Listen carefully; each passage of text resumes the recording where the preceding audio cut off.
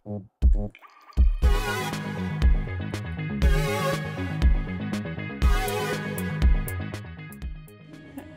Matijas, aš treniruotas, kalbu čiučiut lietuvišką. Ir kviečiame visus sportuoti. Ja. Welcome. Improvizuoja. Mes jau einam į kadrą. 1, 2, 3. Pim.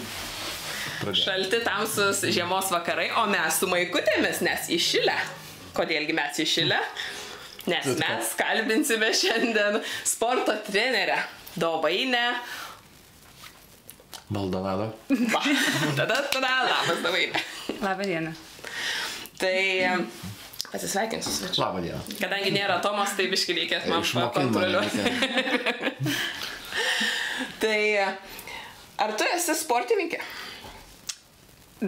Priklauso tai, ką tu įsivaizduoji sportininkė, bet šiai dienai turbūt sakyčiau taip. Tai ne visada buvai. Ne, nuo pat mažens būdavau susijusiu sportais, krepšinis, Lietuvoje, tinklinis, futbolas, visi tie užsiėmimai, bet po to atvykus į Norvegiją krepšinis užsibaigė, nes norvegai nelabai krepšininkai, bet vėliau visą laiką eidavau į sporto klubą. Taip, užsiimti kažkuo. Neprofesionaliai, bet... Ne profesionaliai. Bet kaip sportas visada buvo tavo gyvenime, ne? O Lietuvoje buvo komandinės sporto šakos. Jo. Lietuvoje 10 metų žaidžiau krepšinį. Krepšinį? Tol kol mokykloje, tai visą laiką. Kokia nors profesionaliai komandai, ne? Ne, tiesiog už mokyklą ir už sporto mokyklą taip pat. O kodėl čia nežaidži, nes yra čia lietuviai, kurie žaidžia krepšinį, ne? Moterų komandos? Vyrai, taip. O ten susimaišyti negalima?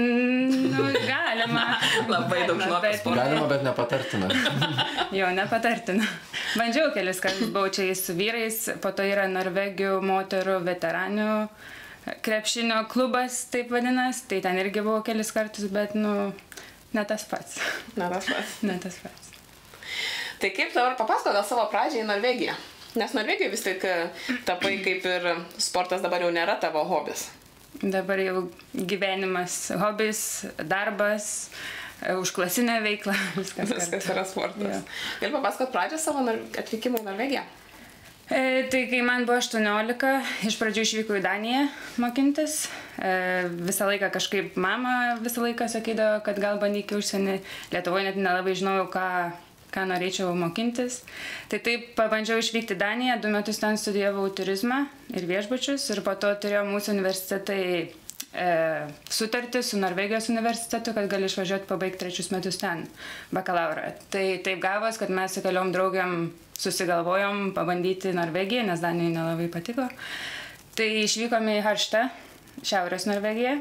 Tai ten buvo metus laiką ir ten buvo geriausi metai turbūt mano gyvenime, kol buvau dar jauna.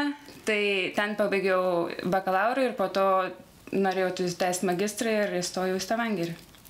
Tai taip niekada ir nebeišvykau. O esi dirbus pagal specialybę? Esu dirbus restoranuose, esu dirbus viešbučiuose, jo. Taip sakykime, pagal specialybę, bet turizmo specialybė labai plati. Gali daug daryti, ne tik turizmo agentūrose, bet viskas, kas susijęs su aptarnavimo sfera.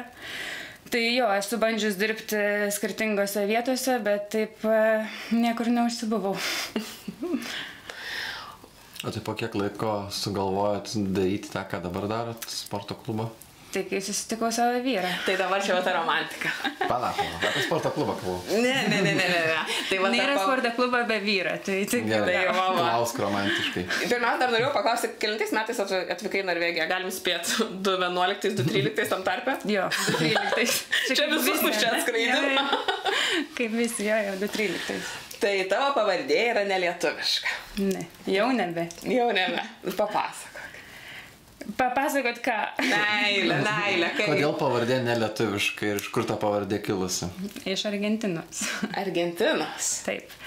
Tai kai kažkuriuo metu gyvenau pačiam Stavangerio centre ir dirbau irgi taip pat ten pat ir tiesiog vieną dieną suvokiau, kad šalia mano namų yra sporto klubas, ten buvo neseniai atsidaręs. Visą laiką praeidavau pro šalį, bet niekada kažkaip neužkliūdavo akis, bet tada vieną kartą per pažįstamą susipažinom su Matijas, dabartiniu mano vyru, kad jis buvo treneris vieno mano draugo. Tai jis tiesiog kalbėdavo, kad ten yra treniruotės, kad asmeninis treneris, kad gal man pabandyti. Ir aš kažkaip galvoju, nu gerai, pabandysiu. Ir susitikom su juo, turėjom pirmą interviu, ten tą priovetimą, taip vadinamą, bandomai treniruotę, net nebuvo treniruotės, tiesiog susitikom, atsisėdom, pasišnekėm, jis man padavė kontraktą, aš pasirašiau 3000 mėnesiui ir išėjau.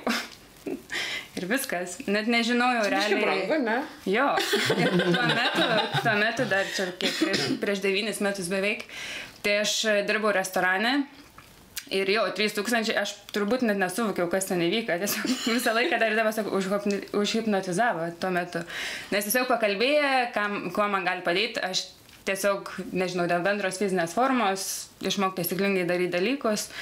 Tai jis man ten prišnekėjo ir aš pasirašiau ir išėjau. Tada, kai išėjau, žiūriu šitą lapą ir galvoju, metam laiką, 3000 mėnesiui ir net nežinau kam, net nemačiau sporto studijos realiai. Tiesiog žiūrėjai, tu būsi treneris. Palauk, čia prisiminiau vieną epizodą iš Draugų serialo, kai Chandleris bandė atsisakyti sporto klubą. Matėte tą epizodą, ne? Kai ateina į sporto klubą ir bando nutraukti savo metinę narystę ir tada atsiunčia pačią gražiausią trenerę, kokia tik yra, ir jam ranka nekyla pasirašyti atsisakymo. Ir tada Rosas atėjo pagelbėti ir tada pasirašė naują sutartį. Dar ilgesnę metą, ne? Ne, tada Rosas pasirašė sutartį. Ai, dviese. Dviese ir tada tapo narys ir bijo atsisakyti. Jo, aš po to irgi draugas vedžiau, tai gavos irgi taip. Bet jo, taip gavos. Pasirašiau kontraktą visam gyvenimui. Taip gavos. O paskui visus metus ir ėjai už tos? Jo, aš iš tikrųjų taip, net jau mes kai kartu buvom, kaip pora ir viską aš vis dar mokėdavau, nes tiesiog jaučiaus blogai, jeigu aš einu, sportuoju, kažkas vis tiek savo laiką naudoju man.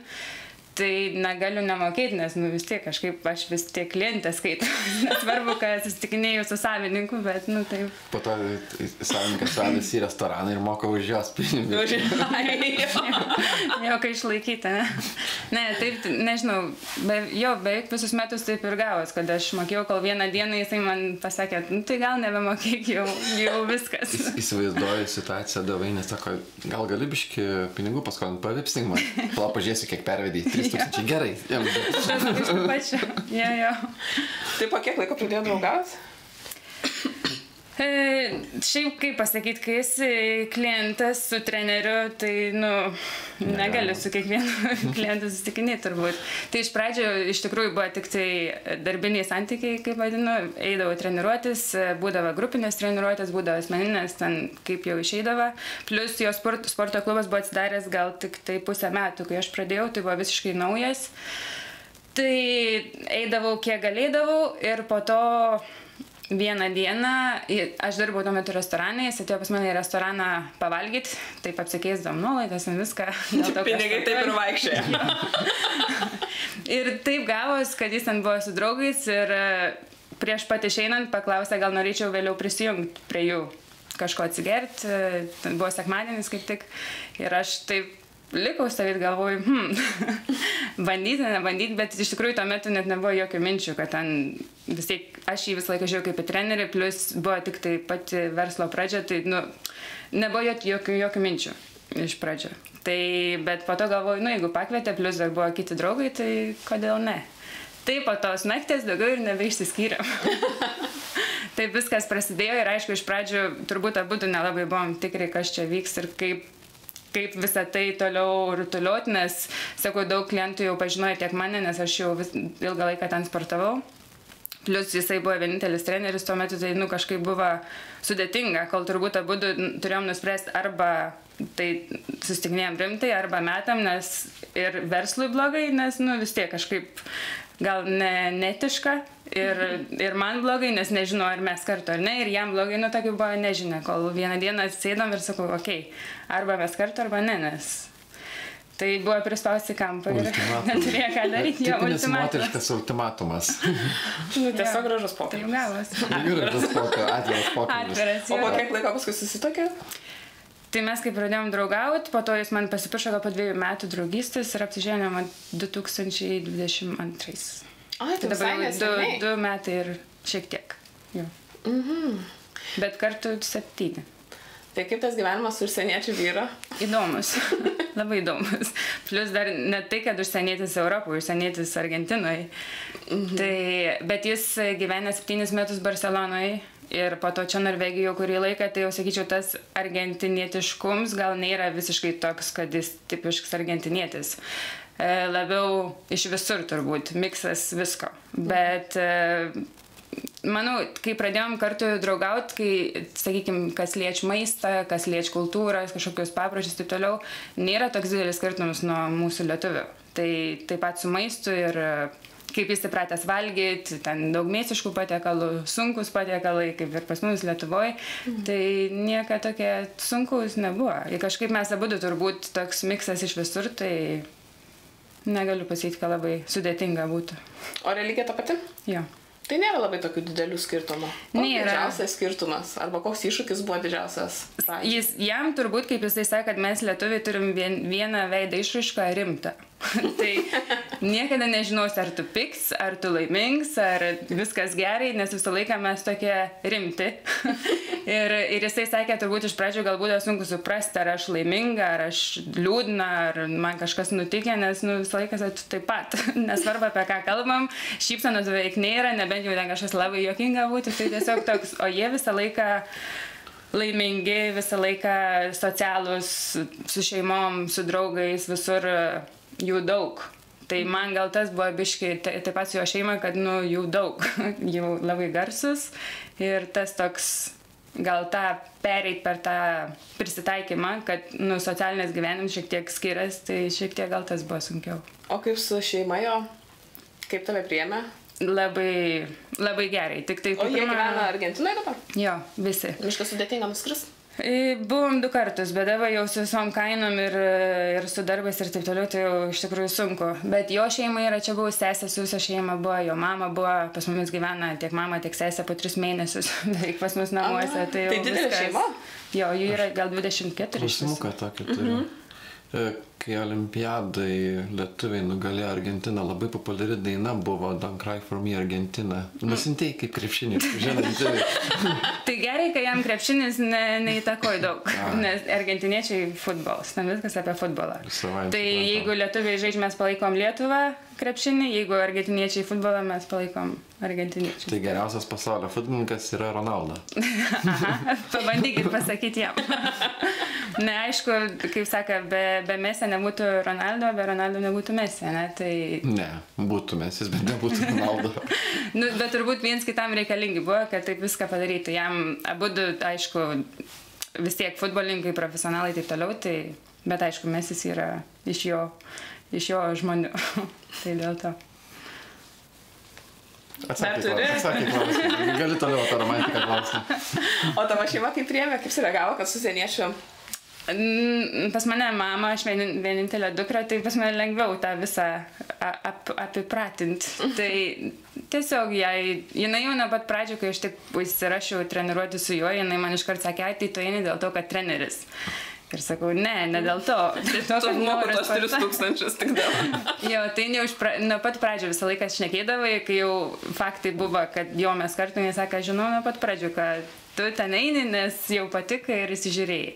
Bet mamai turbūt vienintelis, kas sunku dėl kalbos, jinai nekalb angliškai tiek daug, gali kalbėti iki tam tikrą lygį, bet, nepilnai save išreikšti, tai gal dėl to jai tas sunkiau. Bet šiaip jinai myli ir kaip sūnų priėm ir... Aš iš patirties galiu pasakyti, mano mama visą laiką sako, kad aš esu pati geriausia uošvienė savo žentui ir man žentas yra pats geriausias žentas, nes mes nesuprantam vienas kito, nes kalba vis tiek perina per mano filtrą. Ir ką paklausia, aš iš karto perfiltruoju, visai kitką pasakau, tada atsako, aš sakau tai, ką norėjo girdėti, jie nusišypsta vienas kitam, viskas gerai, daugiau nekalbėsim tą temą ir tiesiog.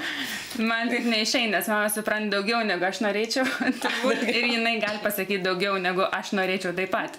Tai jinai, sakau, gali pasakyti tiek, kad jin save išreikštų, kad suprastų jisai savo žodžiais, bet... Tai susikalba. Tai jo pagrindinė kalba ispanų yra. Ja. Tau belieka išmokti ispanų kalbą. Aš išmoku. Išmokai ir su juo kalbės Buvau ispaniškai. priversta, taip. Ne, ispaniškai mes tarpusavį, ne angliškai, kad išvengti visokių nesusipratimų. Bet su jo šeima jau per tiek laiką, kai buvom patį pirmą kartą Argentinoje, aš iš vis nekalbėjau ispaniškai, ten supranti keli žodžius, kur iš telenovelių, kai žiūrėdavau mažesnę, bet nekalbėjau. Tai buvo labai sunku dėl to, kad sėdi prie stalo ten visą šeimą ir jie visi šnek vienu metu kartu. Ir aš taip jau sunku suprasti, o jau kai ten girdi viską tiesiog garsas.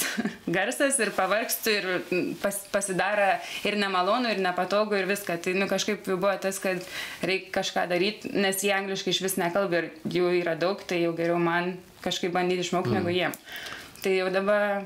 Ir ta kalba pati yra labai intensyvi, daug žodžių naudojama. Jo, bet jinai... Nesakyčiau, kad man labai graži kalba ir nebuvo sunku išmokti ir aš rašyti turbūt negalėčiau, bet pasakyti ar suprasti viskas tvarko. Ir plus pas mumis argentinietiška, ispaniška muzika visą laiką namuose, filmai visi ispaniškai, tai visa mūsų atmosfera tokia. Per kur mokinaisi kalbą? Per gyvą gyvenimą. Jo. Tiesiog išklausos, išbuvimą kartu, kai nuvažiavom jau pirmą kartą, kai buvom, tai buvo blogai, bet po 2 metų vėliau, kai grįžom, tai aš jau galėjau kažkokį pokalbį palaikyti. O dabar, kai buvo praeitais metais jo mama ar sesė, tai puikiai, viskas tvarko. Nesakau, kad kalbu idealiai, bet jos mane supranta, aš ją suprantu, tai... Tai labai šauniai, kad taip kalbą išmokti. Jo, geriausia mokykla. O jam čia nesunku atvažiavus ir angliškai net nekalbant? Jis kalba angliškai? Ne, šeimai. Šeimai. Ar jie tik tais Jiem lankosi kaip kažkaip turistai? ne... Jų daug, sakė. Ja, bet vis tiek atvažiuoja į Norvegiją. Tai jo, bet jie nutarpus. Jo mama galvoja, kad visi supranta ispaniškai, tai kur jin tik benueitų, kalba ispaniškai ir lauk, kad jie atsakytų jai ir būdavo, kad susirand kažką parduotuvėje, jeigu jinai, sakykim, nežino, kažko nori paklausti, vis tiek atrand kažką, kas kalba ispaniškai. Kaip aš girdėjau, kai kurie vyresnio amžiaus lietuviai atvažiavę į Norvegiją, nežino, kaip angliškai pasakyti, dar rusiškai pasako žodį, galvoja, kad bus geriau. Mano mama, pavyzdžiui, kalba tik rusiškai, tai jeigu kažkas, tai, rusiškai. Ir ką tu jai? Aš moku užsienietiškai. Čia užsienis. Aš kalbu užsienietiškai kalbu. Reiškia, kalbu. Jo. O tavo vyras su sportu. Tai jisai turėjo jau sporto klubą, kai jūs susipažinot. Tai jisai su sportu profesionalus? Sportininkas, baigęs kažką? Jis sportu užsijėm nuo 14 turbūt. Tai jo buvo didelė dalis gyvenimo plaukims. Jisai plaukdavo varžybose visokiose, ne ten kažkokiam valstybiniam lygiai, bet visą laiką dalyvaudavo varžybose, futbolą žaisdavo visą laiką ir visą laiką sporto salę, nuo pat mažens. Tai jam tas turbūt sports jau yra įaugęs, kaip jisai sako, aš jau sportuoju visą gyvenimą, tai nuo pat mažens jo. Bet po to, kai jisai Ispanijoje, kai jisai buvo gelbėtojas, paplūdimy, kur tie serialai buvo. Jo, tai jis ten taip ir išvyko, jis iš Argentinos dirbti kaip gelbėtojo Ispanijoje, ten jis pradirba 6-7 sezonus. Tai irgi visą laiką, kai būnant gelbėtojui, turi pereiti tam tikras rungtis, turi atitikti pagal greitį ne tik plaukime, bet ir bėgimai ir jėgos tam tikri pratimai būdavo, tai turėdavo kiekvienam sezonui pereiti, nesvarbu, kad tu jau prieš tai dirbęs. Tai jisai kiekvienais metais tą įvykdydavo ir plus kiekvieną kartą turėdams laisvą laiką sportuodavo. Paplūdimy, bėgimai, plaukimai, visą laiką tas. Tai jam kažkaip tas buvo visą gyvenimą. Ne, prie sporto dar grįžim dar biškį apie tos meilės, man ta meilė. Ne, vis tiek tylesnis toks biškį. Kaip buvo vestuvės, lietuviškai ar argentinietiškai? Vestuvės buvo labai greitai, dėl to, kad buvo kaip tik korona tuo metu, ten viskas vyka ir mes norėjom, kai jis man pasipiršo, buvo 2019 ir mes galvom, gal išeis kitais metais ženytis, iš karto vyka korona, po to dar po metų mes jau buvom nustatę datą, 2021 ir padėm pareiškimus čia Norvegijoje. Ir tada gavom atsakymą, kad negalim ženytis, nes tiek man, tiek jam reikia dokumentų iš mūsų abiejų šalių, kad mes esam neapsiženyje. Ten aš Lietuvoje, jis Argentinai. Į Argentiną vykti negalėjom, nes buvo korona, kad jis susitvarkytų dokumentus. Tada jo mama, jo sesė ten bandė tvarkyti. Man Lietuvoje mama turėjo tvarkyti, žodžiu, buvo daug popierizmą, iki kol gavom tai, ko reikėjo gauti. Ir pavyko apsiženyti 22. Ir tada tuo metu irgi buvo dar viena koronos banga. Ir tada turėjom ribotą skaičių svečių ir turėjom, kai padėjom pareiškimus, turėjom 3 mėnesius apsiženyti. Jeigu neapsiženi per 3 mėnesius, visas procesas iš naujo, vėl turi gauti dokumentus iš savo šalių. Tai buvo, padėjom pareiškimus, turim 3 mėnesius, okei, greitai. Kadangi turėjom nusipirkę namus, turim didelę terasą. Tai sakom, gerai, darom čia, tiesiog ant greitųjų, su artimiausiais draugais ir mūsų buvo 20 vestuvėse, be šeimos, be artimųjų, nes tiesiog buvo sudėtinga su visom logistikom, plus labai trumps laiko tarpas, kad informuoti, tai taip su savais ir atšventėm. Nebuvo tikrai labai fainai, dabar turbūt visą laiką galvojam, gal 5 metų jubiliejus, kai bus ar 10, padarysim didelės vestuvės su dideliu tūsu, kaip priklausė, gal Ispanijai, bet kol kas padarėm tiek, kiek galėjom ir buvo tikrai labai fainai ir mažos, bet labai jaukios ir smagios. Čia mes dabar prieš tavo atvykstant diskutavom apie romantiką. Remė sakė, ką tu man sakei man? Kiek ten tų procentų neromantiškų moterų? Ne, aš pasakiau, kiek romantiškų. Nu, tai neromantiškų. Tai čia ne mano 98% neromantiškų moterų pasaulyje. Tiki tokiu faktu? 98. O vyrų? O, čia gerą kartą paklausime. Ten nebuvo, aš klausiausi vieną psichologo paskaitą tiesiog ir patikė faktą, kad yra tik tais 1-2% moterų, kurios yra romantiškas. O visos kitos yra moteris neromantiškas, bet kurios mėgsta romantiką ir ieško romantiško vyro, kuris jai kurtų romantiką. Pačios jas nekuria romantikos tam, kad vyrą pritrauktų, bet tai čia toksai yra balansas tarp vyro ir moteris, kad vyras sukurdamas romantiką pritraukia moterį. Tai... Čia taip labai įdomiai. Čia ne mano žodžiai, čia ką aš girdėjau psichologiniai paskaitoje apie vyrų ir moterų balansą.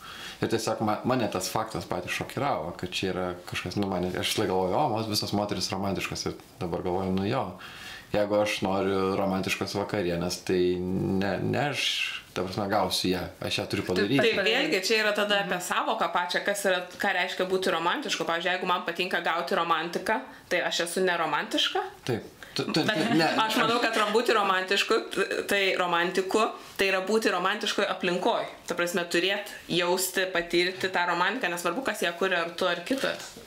Einam prie to fakto, kad ne aš tai sukūriau šitą faktą. Na gerai. Ir kad tai yra absoliuti tiesa. Tai va. Tai tu romantiška? Ar tavo vyras romantiškas? Aš turbūt einu į tuos 2%, kur moteris yra romantiška. Tai man atrodo, mes po podcasto to ir gausim labai daug moterų, kurios eina į tuos 2 vargšus procentus. Ne, šiaip, manau, ta romantika turbūt iš abiejų pusių greičiausiai, nes jeigu aš vienintelė stengiuosi kažką daryti romantiškai, o aš to negaunu, tai kiek stengsies, ne? Bet turbūt gal mes dabar tiesiog esam tokiam gyvenimo etape, kad nei viens, nei kits neturim per daug laiką romantiškiam dalykam, nes yra šiaip kasdieniai dalykai, kurie yra privalomi padaryti. Bet jo, turbūt aš esu labiau ta, kur ten žvakės namuose, gėlės, nežinau, kažkas. Vyrai tas labai imponuoja.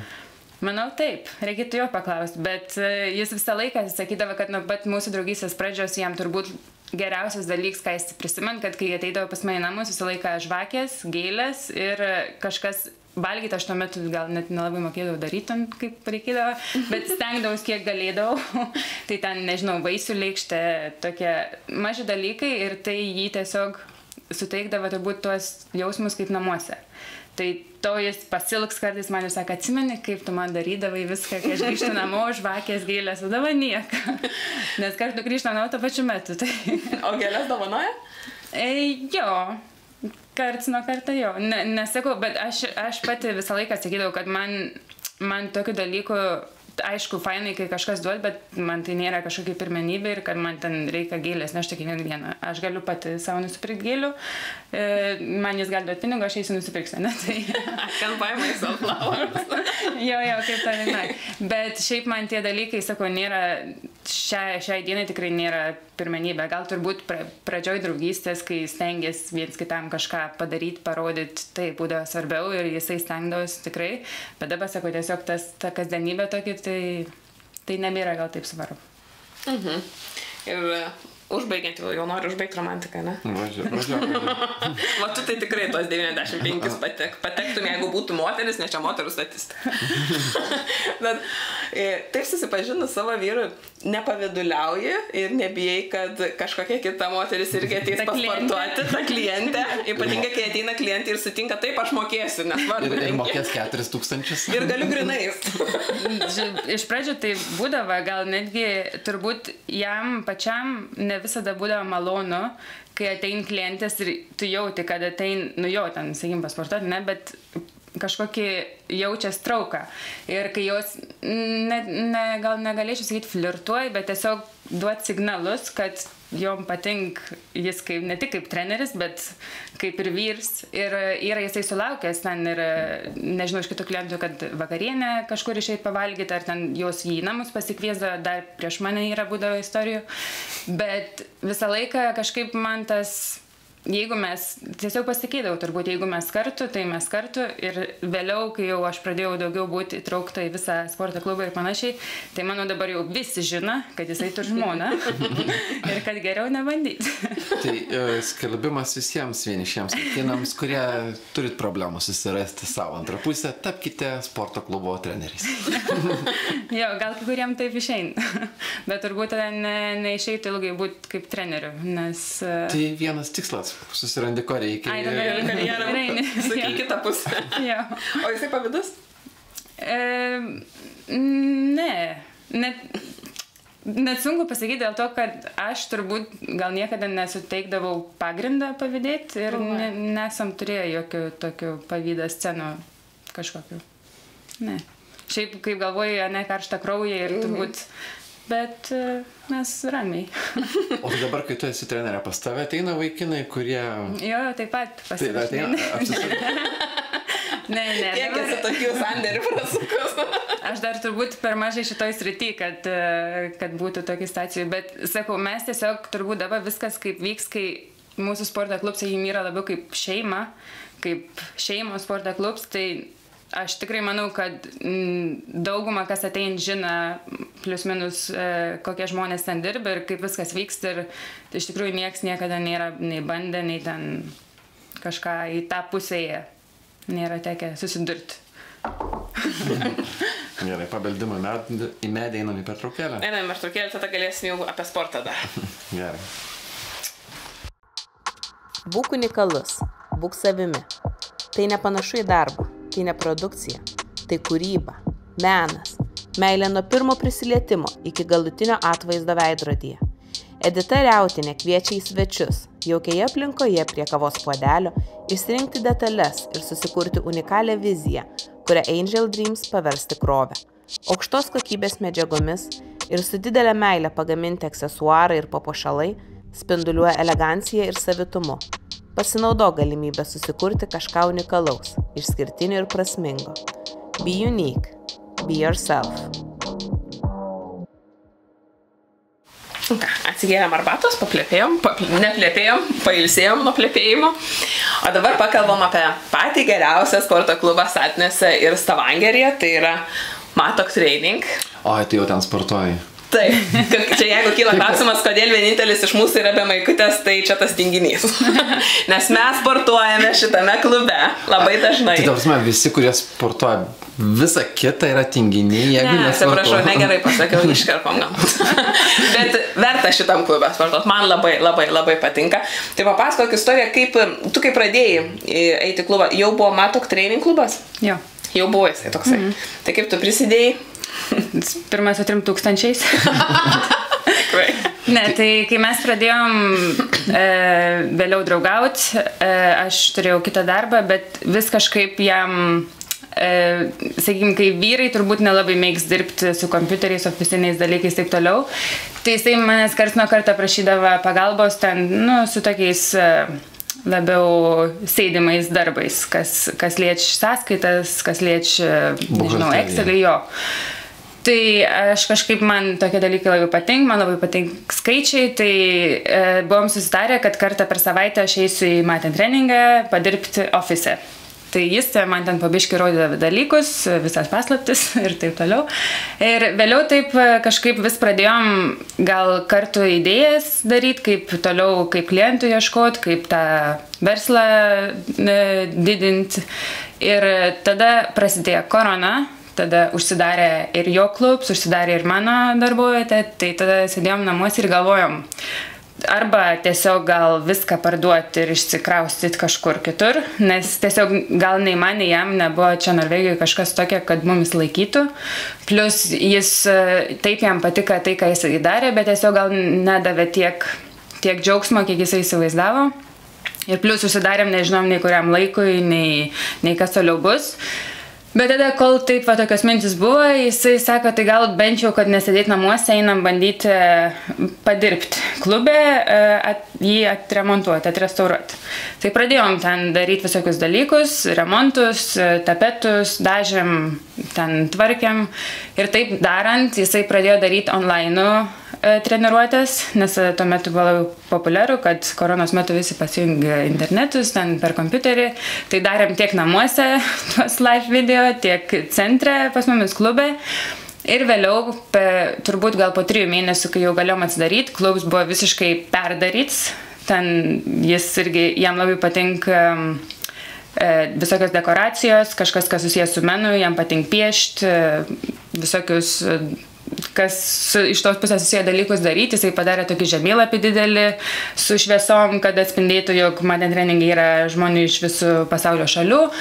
Tiesiog tokios dekoracijos, daug gėlių prisodinom, padarėm tokią oazę, tai kažkaip taip pažiūrėjom ir galvom, nu tai gal bandom toliau su to verslu toliau žiūrėti, kas bus. Ir kaip tik tais metais vasarą turėjom vieną susitikimą su naujais klientais, tai buvo musulmonų pora, vyr su moterim, ir kai jie atėjo į tą pravetimą, į tą pirmą nemokamą treniruotę, bet nesportuoti, o tiesiog darytis. Tai moteris sėdėjo šalia, vyrs kalbėjo, bet buvo moteris, kuriai reikia sportuoti, bet vyrs darė ten visą biznį. Tai aš sėdėjau irgi su Matijas kartu, irgi kaip moteris, kur sėdžiu kartu tiesiog, o vyrai kalba. Tai ten diskutavo dėl kainų, kaip ten jai padėti numest svorį ir taip toliau. Ir ant galo jisai, tas vyrs taip sako, tai reikia man, kad būtų trenerė moteris, nes su vyru negali sportuoti, plus jinai turėjo tą jau užsigaubus, tai jinai jos negali nusiimti, nebent būtų visiškai tuščias sporto klubs, nu visokių tokių privilegijų. Ir tai Matija sako, jo, tai jinai bus trenerė.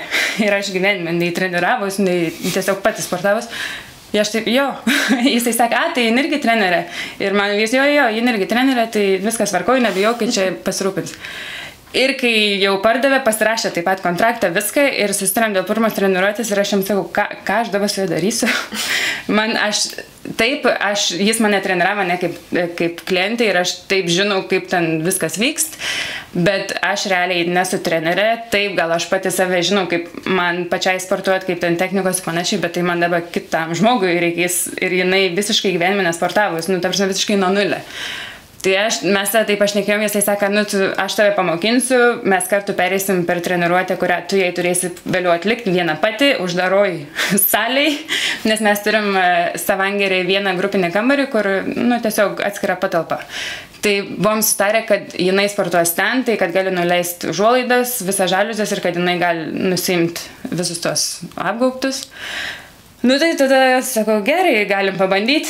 Ir tai buvo mano pirma klientė, jinai buvo ilgą laiką ir mes sėkmingai sportavom, ir turbūt tai buvo ta pradžia, kad kai mes pradėjom galvoti, o gal ir man pabandyti būti trenerė, tiesiog, nes man jau tuo metu sportas iš tikrųjų labai patiko ir matydavau kitų klientų rezultatus, mačiau pati rezultatus ant savęs, kaip viskas susiję, kaip su maistu, su sportu ir taip toliau. Tai kažkaip galvoju, gal pabandom, plus jam irgi reikėjo trenerių tuo metu į komandą, nes klientų daugėja, tai sakom, kodėlgi ne, kodėl nepabandžius. Tai taip perėjau per jo mokyklą, jisai mane daug dalykų išmokino ir visą laiką turėdom treniruotės kartu grinai dirbti tik su technikom, kaip taisyklingai daryti dalykus ir panašiai. Plus daug esam kalbėję apie mitybą, jisai yra baigęs mitybos kursus, mokslus. Jisai yra taip pat dietologas, taip lietuviškai. Tai tiesiog turbūt iš jo žinių visą tą aš perėmiau ir vėliau irgi pasibaigiau kursus kaip asmeninė trenerė ir taip ir prasidėjo mano karjera kaip trenerės pas mumis sporto klube. O kur kursus baigiai? Tai buvo online kursai iš Amerikos, vieną programą, ten Tarptautinė sporto asociacija ir tiesiog yra online kursai, tu mokinės, yra knyga, viską savo laiku, kiek tu nori, tai gali užtrukti arba 6 mėnesius arba metus ir po to turi gali egzaminus su dėstytojais per kamerą, 1-ant-1 ir po to rašymą egzaminai. Tai per visus tuos, plus ten turėjai dar siūs kelis kartus video, kaip atlieki pratimus, kaip kažką kitą mokinį daryti ir taip. Tai kaip trenerė, tu turi pati mokėti atlikti pratimą taisyklingai. Taip, bent jau. Ne, tai nebūtinai treneris turi būti fiziškai pajėgus daryti tos pratimus ar lankstus. O čia, kaip sakyčiau, sakykime, jeigu nueini pas dantistą, ir dantistas neturi dantų, tai nueini pas trenerį, o treneris, sakykime, visiškai, kaip sakyti, neprisižiūrintis ar netitinkantis tos ikonos, nes paprastai būn, kai atein klientai, nesakau, kad visi sako, nori būti kaip tu, bet jie vis tiek turbūt pasitik labiau, kai mato, kad tu atrodai jo, čia tas sporto klubui tas galioja, krepšinė. Jo, su krepšinio treneriais. Jo, bet čia tiesiog, nežinau, jeigu tu pats nelabai žinai, kaip save išlaikyti, kaip kokį pavyzdį parodyti, tai turbūt nelabai ir pasitikėtų klientai. Tai mūsų tas vienas iš dalykų, kad mes patys turim reprezentuoti tai, ką mes bandom parduoti. Aš visą laiką irgi, kai rinkausi, kur eit sportuoti, aš su tokia moterim bendravau ir jinai pasakė, kad jinai yra trenerė. Tai aš labai tikiuosi, jinai nepamatė mano veido išraiškos, nes tada sakiau, kur? Tai sakau, labai gerai, kaip blogai, kad labai toli nuo mano namų ir aš negalėsiu, nes jinai dietologė, trenerė, viską ten padaro, tu labai sulieknėjo, o pati yra, siaubingo didumo. Ir taip atrodo, kaip jinai man parodys pratimą, jeigu jinai tikrai sunku vaikščiot pačiai. Ir tada galvoju, kaip aš galiu pasitikėti dabar ir jinai man sakys atsitūp, bet parodyti negaliu kaip, nes man per sunku. Tai galvoju. Gal jinai pati labai nori, bet valios neturi. Daug metų. Užsitit. Bet matai, man atrodo, treneris nebūti dar plius, jisai turi būti motyvuojantis. Čia yra labai svarbu. Tai jau tu turi turėti valios, turi save motyvuoti pradžiai. Tai kad kitam suteikta motivacija. Tai va, kaip suteikia motivaciją? Klientam? Žodžiais ir veiksmais. Ne, turbūt su motivacija, tai mano gal pirmieji tie žingsniai yra sunkiausi, kai žmogui tiesiog reikia įžengti į tą sporto klubą ir nuspręs, kad nuo šiandien aš pradedu. Turbūt čia pats sunkiausias. Vėliau, bent jau mūsų situacijų, kai jau jie įženg, kai mes pasidarom tą pirmą, turim nemokamą treniruotę, konsultaciją, apšnekam viską, jie jau, man atrodo, kad jie jau pamato ir pajauč, kad čia turbūt ta vieta, kur man pavyks, kur aš būsiu prižiūrėtas, kur manim rūpinsis ir kur tiesiog padės siekti tai, ko aš noriu. Ir paprastai gal, nežinau, 2-3 savaitės ir visi klientai pradėt, dabar jau paskutiniu metu ypatingai pradėt sakyti tokius komentarus, kaip čia žiauriai fainai pas jumis, žiauriai faina aplinka, atmosfera, treneriai visi laimingi, visi šypsantis, visi sako labas, kai ateinu, nes tiesiog tokį pasidarė ir socialinę vietą, kur visi vieni kitus pradėt pažinti, pradėt matyti ir ne tai, kad tu ateini sportuoji ir visi tave žiūri, ką tu ten darai, kaip būn dideliuose sporto klubuose, tiesiog visi savo, visi, sakykime, kai mes, tarkim, dirbam 4 treneriai tuo pačiu metu, pasiskirstom saliai, kas kur būn, mūsų tos stations vadinamos ir jie, sakykim, klientai nežiūri kitą klientą, ką jis daro, kaip jis atrodo, nes turim ir tokių, kurie su viršsvoriu ateina, ir tokių, kuriem priaugt reik, visokių situacijų. Tai jie tiesiog turbūt pradeda jaustis, kad pasitik mumis ir pasitik tai, ką mes darom, nes tiesiog visi dirb tai, ko jiem reik, visi dirb ant savęs ir yra savo tikslu. Aš žinau, kaip motivacija Vilniuje. Aš, kol Vilniuje gyvenau, lankydavau sporto klubą ten 3 kart per savaitę, tiesiog raumenų tonusui palaikyti. Ir aš žinau asmeniškai vieną žmogų, merginą, kuri dirbo tame klube kaip klientų priviliotoja. Jinai buvo tiesiog, modelio sudėjimo. Jinai ateina ten, pasiema svariukus po kilogramą, kelnoja, vaikšto užpakalį kraipą, kad vaikinus priklios. Bet taip pat buvo ir vaikinai, kurie merginas viliodavo ateiti į tą klubą. Tiesiog parinkti specialiai vien išvaizdą. Jie nemokėdavo už tą klubą, bet jie gaudavo algą, kad jie ateina pasportuoti pas juos. Pasirodyti. Jo, pasirodyti. Aha. Pas jūs yra tokių? Dar ne. Jūs patys? Jie patys. Mes tai atliekam tą rolę. Ne, pas mumis irgi dar, sakykim, kai pagalvoju, kas yra asmeninis treneris, aš prieš mums sutikant galvojau, sakykim, jeigu manęs paklaus, kas yra asmeninis treneris, tai tas, kuris tau tiesiog parodo pratimus, pasako 10 atsispaudimų, 10 atsilenkimų ir tu ten darai ir viskas. Galiu pasakyti, kaip aš įsivaizduoju asmeninis treneris. Tas, kuris seka tavo rezultatus, progresą ar regresą ir gali parinkti sekančią treniruotę, koks turi būti krūvis, kad tu toliau judėtum į priekį. Prieš tai buvusių rezultatų dėka. Čia toks labai gilus. Sumaišė kaip kortas, ne? Aš žinau. Tai giliai. Taip, tiesa.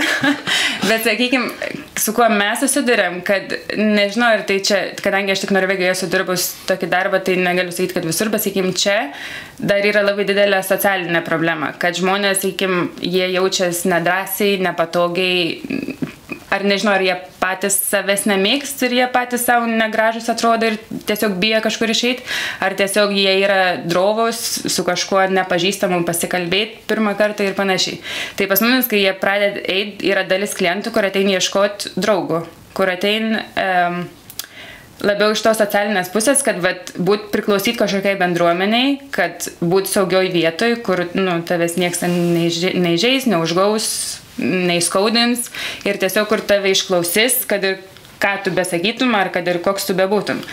Tai mūsų didelė dalis darbo irgi yra psichologinė, nes ne tik fiziškai turi su žmogum dirbti, bet labai daug psichologiškai, nes viskas pas juos dažniausiai būna galvoj, kad aš negaliu, man per sunku, aš negražus, būna tokių, kuri veidrodžius nenori žiūrėti, o ypatingai kai pradžioj, darant technikas, tu turi matyti, kaip tavo kūnas dirba, kad žinotum, nes nematant sunku įsivaizduoti, kaip tavo nugara, kaip tavo kojas ir panašiai. Tai dalis su dalim, kol perinam per tą, kad pradėk žiūrėti veidrodį, irgi yra užtrunk laiką, nes jie tiesiog nenori. Jie nenori savęs matyti, nenori žiūrėti, kaip ten jie atrodo ir panašiai. Turit kūdinančius veidrodžius? Kai kurie klaus to, bet ne veidrodžiai normalūs. Tai irgi kartais, kai jie pamato, o čia kažkokie veidrodžiai keisti, nes aš atrodau geriau. Ne, tai atrodai geriau dėl to, kad jau viskas, kas padaryta iki šiol. Tai taip irgi, tai sakykim, tas treneris, bent jau mūsų situacijoje, tai ne tik, kad iš fizinės pusės, bet labai daug ir iš psichologinės. Propaguoji sveiką gyvenimo būdą? Stengiuosi. Su maistu, su viskuo? Jo. Ir tada paklausiu Tomos klausimo. Tomo, norėjau tavęs paklausti, ką tu manai apie kūno išbandymus, tokius kaip pavyzdžiui, nesipratinant šokti šaltą vandenį, arba užsiimti, nežinau, badavimu, arba žaliavalgystę, ne po mažais žingsneliais, bet tiesiog taip staigiai. Tave būsiu populiari arba ne. Man asmeniškai, aš tiesiog manau, kad tol, kol tu realiai suvoki, kas tavo kūnui gerai ir tai, kas tau būtent tink, tai tu gali daryti, ką nori. Ir badavimą daryk, ir ten šoki šaltą vandenį, ir po šaltų dušą ir taip toliau, tol, kol tai tau yra gerai. Bet tai nereiškia, kad tai visiems tink ir kad tai visiems yra prieinama arba daroma. Tai, sakykim, aš tų dalykų nerekomenduoju, tol, kol žinau, kad žmogus, sakykim, tam yra pasiruošęs. Ir man pačiai, tol, kol tu bent jau gali savo skirti, nežinau, 3-4 valandas savaitėj sportui, tai jau yra didelis dalykas, nes dalis žmonių to iš vis nedaro. Ir plus, bent jau minimaliai susižiūrėti maistą. Ir nesakau, kad ten badavimai, ar ten nustoti valgyti visus dalykus ir pereiti tik ant lapų ir panašiai. Tiesiog viskas tol, kol yra subalansuota, tai jeigu, sakykime, nuo pirmadienio iki penktadienio tu valgysi plius minus sveikai, ne? Tai ten panaikinam visus pyragus, bandelės, nežinau, pizzas, burgeriai ir taip toliau. Ir šeštadienį sekmadienį leisi savo šiek tiek atsipalaiduoti ten pasidžiaugti gyvenimu ir pirmadienis ateintų vėl pradedi sugrįžti normalų ritmą, tai visiškai nieko nenutiks. Bet jeigu tu nuo pirmadienio iki penktadienio plius minus tai darai, bet sau leidai ten šokoladuką suvalgyti ar ten sausainį ar taip toliau kasdien po tokius mažus dalykus, kur netrodo daug, tai automatiškai rezultatai niekada nebus tokie, kokiu tu nori. Ir svarbiausia, tas pirmi tie keli mėnesiai, kol tu pereini per tą, kol susirandi, kol pasieki rezultatą tokį, kokį nori, tiek su savo svoriu, tiek su kūnu, vėliau išlaikyti yra visai lengva, daug lengviau, bet tie pirmi keli mėnesiai yra sunkiausi ir ten, kur žmonės dažniausiai paslyst.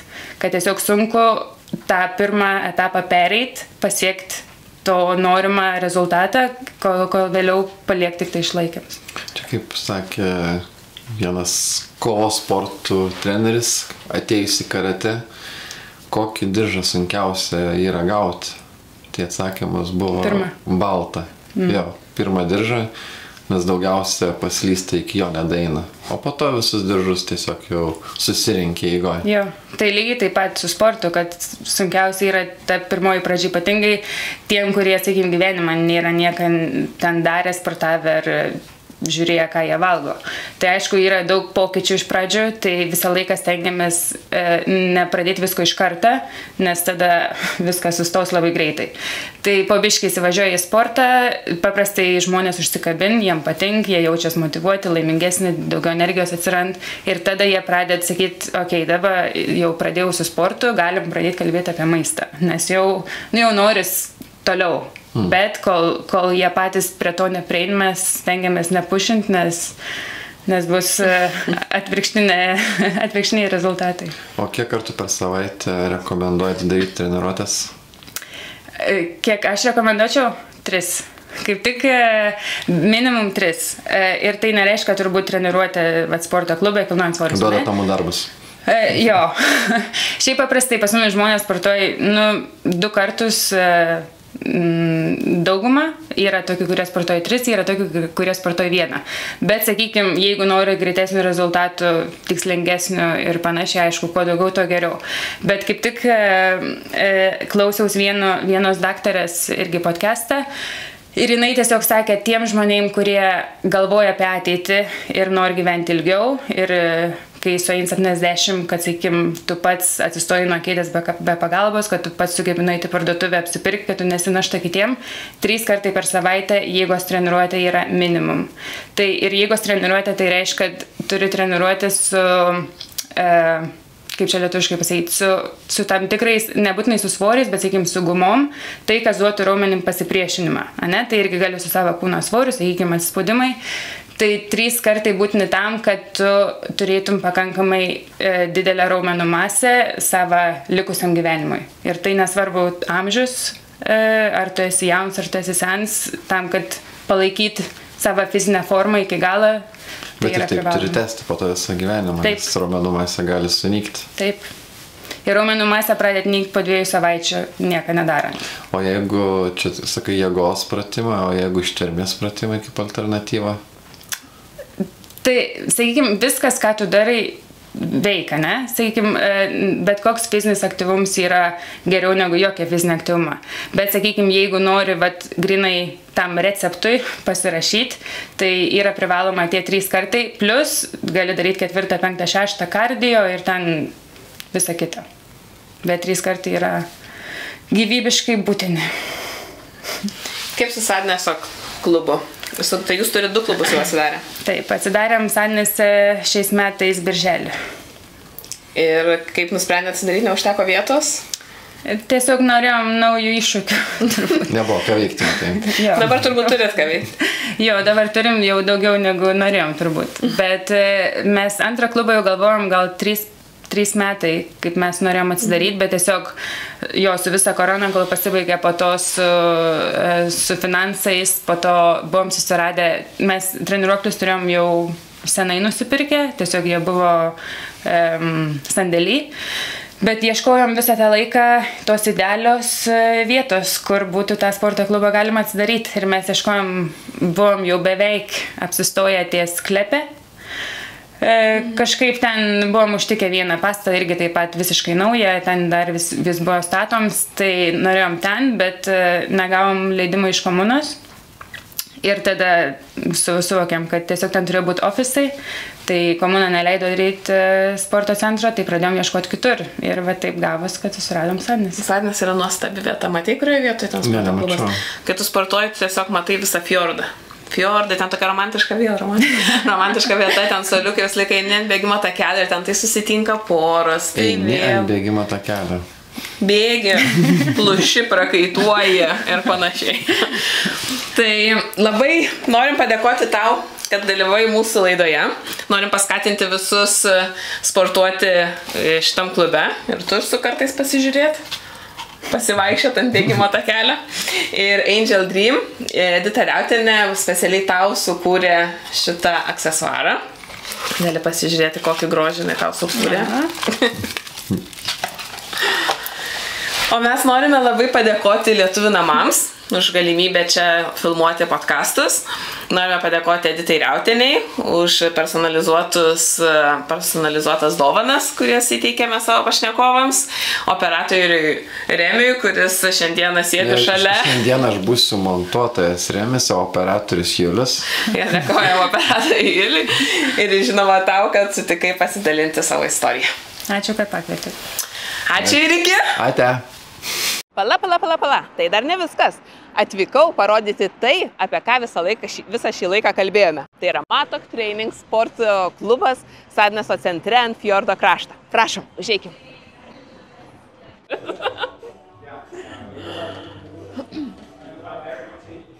Prašome užeiti. Tai yra sunku atsidaryti savo sporto klubą. Taip. Ypatingai dabar kalbam tikrai apie šitą Sadnesą. Tai pačiam Sadneso centre, tokioje vietoje. Nu, iš tikrųjų, ieškojom apie 2 metus turbūt, kur norėtumėm įsirengti klubą ir bet atradom čia su nuostabiais vaizdais ir didelė patalpa, daug vietos, bet kai mes tik tai čia susiradom, tai čia buvo tik tai grindis ir sienos, nebuvo nei elektros, nei vandens, visiškai. Visus šitus dalykus patys turėjote. Jo, ir tai turėjom nuspręsti, arba jamam šitokį pastatą ir patys įrenginėjom, arba ieškom kažko kitą, kur jau įrengta, bet turbūt nuomos didesnės ir kitokie dalykai. Plus galim pasidaryti kaip norim. O kiek laiko užtruko nuo tada, kai jūs jau nusipirkot? Išsinuomavot. Dar nenusipirkot. Išsinuomavot iki kada jau atidarėt, kad galima būtų sportuoti. Mes tikėjomės labai greitai, kad viskas įvyks iš pradžių, nes pradėjom čia dirbti nuo rugpjūčio mėnesio kažkur ir sausį planavom atidarimą. Tada matom, kad neišeis, tada galvom vasarį, tada matom neišeis, tada kovą, tai žodžiu, atidarėm birželį, tai beveik metai laiką. Su viskuo užtrukom. Ir jūs patys su vyru čia labai daug ką darė, taip? Pagrindė mano vyrs, jisai čia tuos kaip jie vadinasi, tie maži darbeliai, kur ten pastatyti sienas, uždėti gipsą, išklot grindis, tai jisai darė viską. Bet daugiau, aišku, reikės ant technikų, reikia elektrikų, ventiliacijos, tie, kas turbūt profesionalios įmonės, kur daro tos dalykus. O treniruokliai visi, viskas nauja? Jo, treniruoklius jau buvome nusipirkę prieš jau gal 3 metai, kaip mes juos turėjom. Jo, nes visą laiką norėjom atidaryti sporto klubą naują, bet niekaip neradom kur ir korona ir visą, tai jau treniruokliai buvo senai nupirkti. Tik reikėjo atrasti, kur juos padėti. Kas man dar, aš pati, kadangi čia sportuoju, kas man labai patinka, tai kad atmosfera, pavyzdžiui, kaip Rūbinėse, einam į Rūbinę. Pati čia tavo idėja yra, kad va tokie muiliukai, kvapukai, nežinau, ar žvakiai yra. Ne, šitie, kur ten merginom, jo, čia iš manęs, nes pati žinau, kiek moterim reikia dalykų, tai galvoju, fainai. Labai visokių tokių mažų smulkmenėlių. Nes aš aišku daug nesu vaikščiojus į sporto klubus, bet ar yra tokie dalykai sporto klubose didžiuosiuose? Nesumačius, ne. Nes paveikslas, pavyzdžiui. Šičia tai yra visiškai Matijas. Nupiešė? Matijas yra menininkas, tikrai tą žodžio prasme, taip, čia jo. Jisai nupiešė? Taip. Wow. Ir šiaip visos dekoracijos, ką čia matot, stilius, dizainas, turbūt visi galvoja čia dova. Taip, matau, tą ir sakau, kad čia jau tavo darbas. Ne, šiaip tai mano, čia tie visos smulkmenėlės, žvakės, ten gėlės, taip, bet visa kita dekoracijos tai ne, Matijas. Ir jisai nupiešė? Ir čia galit pažiūrėti vyrų. Oi. Nieko nėra. Tuk. Paeik. Čia.